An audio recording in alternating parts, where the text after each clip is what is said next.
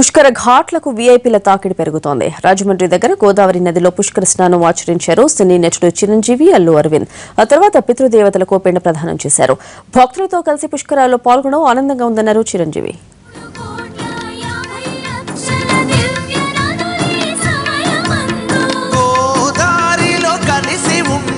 స్నానమాడితే పుణ్యమొస్తది, పుష్కరాల మహిమ వినరన్నా.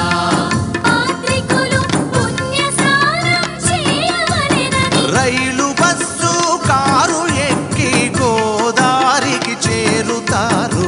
పుష్కరాలు ఆచరించు పుష్కరాలు.